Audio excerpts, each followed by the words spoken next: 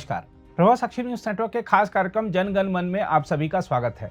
Love जिहाद की बढ़ती घटनाओं को देखते हुए योगी सरकार ने जो नया कानून बनाया है उसने लव जिहाद अभियान में लगे जिहादियों की नींद उड़ा दी है।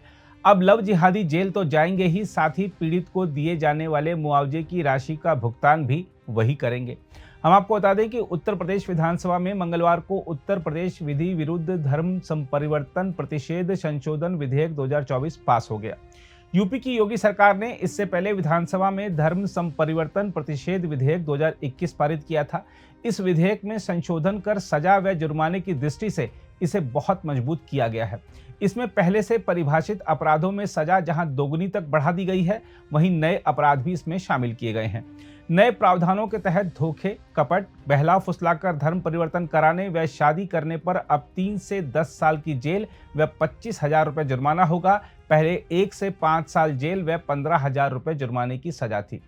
इससे अलावा नाबालिग महिला जो कि SC/ST हो के संग अगर अपराध हुआ है तो अब 5 से 14 साल की जेल व 1 लाख रुपए जुर्माना तथा अवैध ढंग से सामूहिक धर्म परिवर्तन कराने पर 7 से 14 वर्ष की जेल तथा 1 लाख रुपए के जुर्माने का प्रावधान किया गया है। आज देखते हैं यूपी के इस नए विधेयक पर क्या कह रहे हैं उच्चतम न्यायालय के वरिष्ठ अधिवक्ता और भारत के PIL मैन के रूप में विख्यात अश्विनी उपाध्याय। उत्तर प्रदेश सरकार ने धर्मांतरण रोकने के लिए अपने कानून में बदलाव किया है। जो उनका पहले से धर्मांतरण नियंत्रण कानून चल रहा था उसमें सजा को और कठोर किया है। अब अगर एक व्यक्ति का धर्मांतरण कोई करता है तो उसको 3 से 7 साल की सजा होगी। सामूहिक धर्मांतरण अगर कराया जाता है तो 5 से 10 साल की सजा होगी। सामूहिक धर्मांतरण कराने में अगर फॉरेन फंडिंग पाई गई कि कोई विदेश से पैसा आया है तो 7 से 14 साल की सजा होगी। अगर कन्वर्ट करने के लिए किसी महिला को किडनैप किया गया, किसी बच्चे को किडनैप किया गया, किसी बच्ची को किडनैप किया गया तो उसमें आजीवन कारावास होगा, 20 साल तक की सज़ा होगी और जज साहब को यह अधिकार होगा कि उसको आजीवन कारावास कर दें, यानी मरने तक, मृत्यु तक आदमी जेल में रहेगा। मैं उत्तर प्रदेश की सरकार को और विशेष रूप से माननीय योगी जी को धन्यवाद देता हूँ। धर्मांतरण रोकना बहुत ज़रूरी है। धर्मांतरण से राष्ट्रांतरण होता है।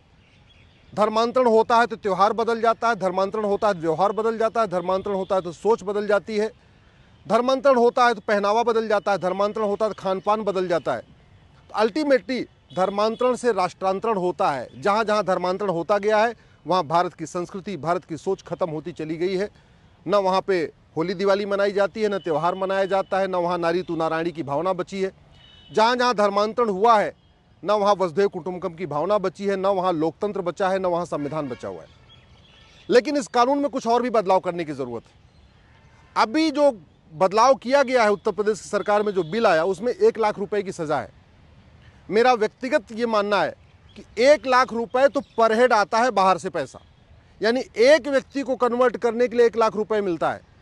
इसलिए ये जो फाइन रखी गई है, जो पेनल्टी रखी गई है, ये 1 करोड़ की होनी चाहिए। जैसे नकल माफियाओं पे 1 करोड़ रुपए की पेनल्टी रखी गई है, ऐसे कन्वर्जन माफियाओं पे भी 1 करोड़ रुपए पेनल्टी होनी चाहिए। दूसरी बात, इस कानून में नार्को पॉलीग्राफ ब्रेन मैपिंग अनिवार्य होना चाहिए, क्योंकि जो कन्वर्ट करते हैं पकड़े तो वो जाते हैं जो बिल्कुल लास्ट लेवल के, जो ग्राउंड लेवल पे होते हैं। एक्चुअल में पूरी चेन होती है। जो कन्वर्जन होता है ये पूरा एक सिंडिकेट है। कोई उनको लिटरेचर देता है, कोई उनको मटेरियल देता है, कोई आगे से पैसा देता है, कोई उनको जगह उपलब्ध कराता है, कोई उनको गाड़ी उपलब्ध कराता है, कोई उनको मोटिवेट करता है। तो कम से कम ये 20 से 25 लोगों का पूरा सिंडिकेट होता है।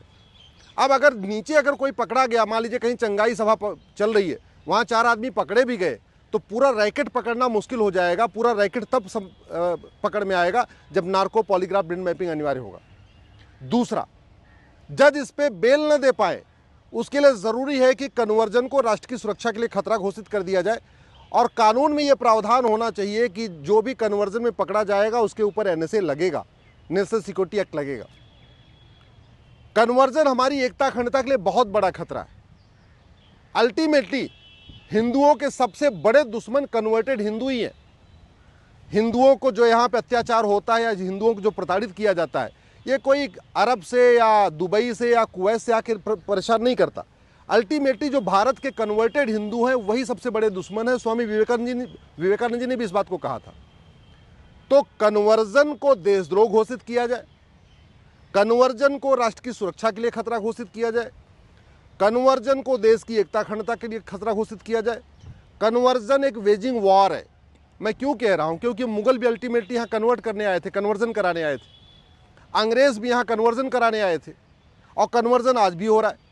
कन्वर्जन के चक्कर में भारत के 9 राज्यों की डेमोग्राफी बदल चुकी है। भारत के 800 जिलों में से 200 जिलों की डेमोग्राफी बदल चुकी है। भारत के 6000 तहसीलों में से 1500 तहसीलों की डेमोग्राफी बदल चुकी है। इसलिए कन्वर्जन को वेजिंग वॉर डिक्लेयर करना ज़रूरी है। कन्वर्जन को एक ऑर्गेनाइज क्राइम डिक्लेयर करना ज़रूरी है। इसलिए माननीय मैं मुख्यमंत्री से निवेदन कर रहा हूँ कि इस कन्वर्जन वाला जो कानून है जिसमें अमेंडमेंट ला रहे हैं उसमें कन्वर्जन को 5 चीज़ पहले डिक्लेयर कर दें। कन्वर्जन को राष्ट्रीय सुरक्षा के लिए खतरा घोषित कर दें, जिससे कि जो पुलिस है वो आराम से बिना किसी डर के, बिना किसी भय के, बिना किसी दबाव के कन्वर्जन माफियाओं पे एनएसए लगाना शुरू कर दे। कन्वर्जन को देश की एकता अखंडता के लिए खतरा घोषित कर दें कानून में ही लिख के, जिससे कि पुलिस कन्वर्जन कराने वाले माफियाओं पे यूएपीए लगाना शुरू कर दे। कन्वर्जन को देशद्रोह घोषित कर दें। देशद्रोह की धारा ऑलरेडी है भारतीय न्याय संहिता में, जो बीएनएस आया उसमें है, लेकिन पुलिस लगाएगी नहीं जब तक कि ये कानून में लिखा नहीं होगा कि कन्वर्जन एक देशद्रोह है।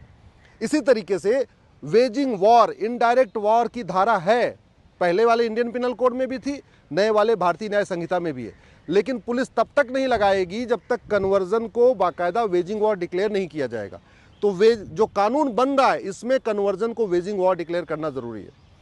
ऐसे ही कन्वर्जन चूंकि एक ऑर्गेनाइज क्राइम है, संगठित अपराध है, और संगठित अपराध से निपटने के लिए हमारे पास बाकायदा कानून है।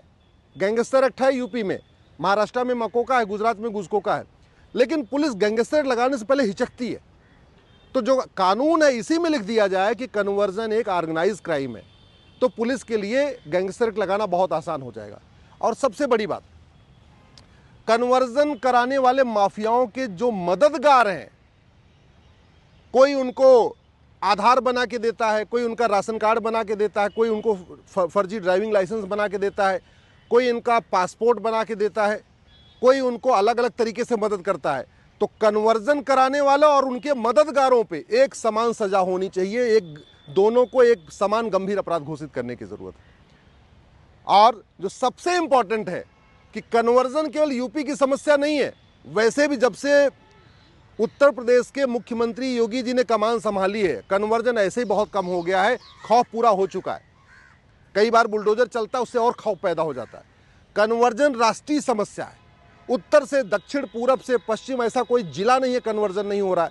अब मान लीजिए उत्तर प्रदेश की सरकार कन्वर्जन के खिलाफ कठोर कानून बना भी देगी तो बिहार का तो नहीं रुकेगा, झारखंड का तो नहीं रुकेगा, केरल में कन्वर्जन तो नहीं रुकेगा, बंगाल में कन्वर्जन तो नहीं रुकेगा, हिमाचल प्रदेश में कांग्रेस की सरकार है वहाँ कन्वर्जन तो नहीं रुकेगा, कश्मीर में कन्वर्जन तो नहीं रुकेगा। चूंकि कन्वर्जन राष्ट्रीय सुरक्षा, एक राष्ट्रीय स्तर का खतरा है। कन्वर्जन देश के सभी जिलों में हो रहा है, देश की सभी तहसीलों में हो रहा है। इसलिए जैसे ही उत्तर प्रदेश सरकार ये कानून बना रही है, मेरा ये मानना है वैसा ही कानून पार्लियामेंट में बनना चाहिए। पार्लियामेंट में एक प्रिवेंशन ऑफ कन्वर्जन एक्ट बनना चाहिए। जैसे प्रिवेंशन ऑफ करप्शन एक्ट है, prevention of money laundering act है, prevention of black money act है, ऐसे ही एक prevention of conversion act parliament में बनना चाहिए। मैं सभी सांसदों से निवेदन कर रहा हूं, इसके लिए आवाज़ उठाइए। छत्तीसगढ़ भी कन्वर्ट हो रहा है, झारखंड भी कन्वर्ट हो रहा है, बिहार भी कन्वर्ट होता चला जा रहा है, असम भी कन्वर्ट होता जा रहा है, बंगाल भी कन्वर्ट होता जा रहा है। तो ये जो चूंकि कन्वर्जन राष्ट्रीय समस्या है, इसका समाधान राष्ट्रीय स्तर पे होगा। मैं माननीय प्रधानमंत्री से निवेदन कर रहा हूँ, जैसा बिल आया है उत्तर प्रदेश में, इसी बिल को और मजबूत करते हुए आप पार्लियामेंट में इसके लिए कानून बनाइए। बहुत ज़रूरी कानून है, बहुत ज़रूरी हो चुका है कि राष्ट्रीय स्तर पे कानून बने, क्योंकि केरल की जो वामपंथी सरकार है वो कन्वर्जन खिलाफ कानून नहीं बनाएगी, वो तो प्रमोट कर रही है। बंगाल में कभी नहीं बनाएगी ममता बनर्जी की सरकार एंटी कन्वर्जन ला, सोरेन सरकार भी एंटी कन्वर्जन ला नहीं बनाएगी, स्टालिन सरकार भी एंटी कन्वर्जन ला नहीं बनाएगी तमिलनाडु में।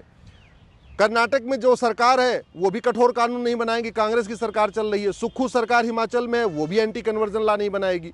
तो भारत के हर राज्य में तो बीजेपी सरकार है नहीं, लेकिन कन्वर्जन देश के सभी राज्यों में हो रहा है।